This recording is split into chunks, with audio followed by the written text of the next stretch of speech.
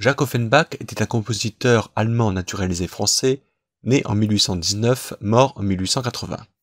Surnommé dans la fosse d'orchestre de l'opéra comique le Liszt du violoncelle, le jeune musicien qu'est Jacques Offenbach tente dès 1850 sa chance avec ses propres compositions.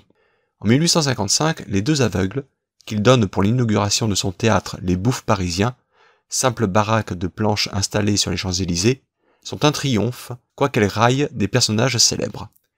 Napoléon III lui-même applaudit l'œuvre qu'il fait donner aux Tuileries.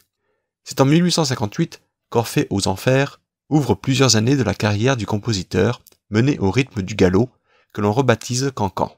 Succès et triomphe se succèdent sans cesse.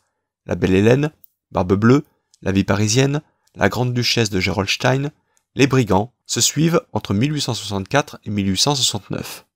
Ces œuvres sont souvent présentes sur plusieurs scènes de Paris simultanément.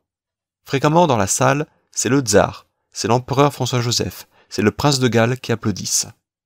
Après la guerre de 1870, qui le contraint à se réfugier en Autriche, parce qu'intime de l'empereur déchu et naturalisé par lui en 1860, certaines de ses œuvres, comme Madame Favart en 1878 ou La fille du tambour-major en 1879, recevront un accueil semblable à celui que ses compositions connurent sous le Second Empire.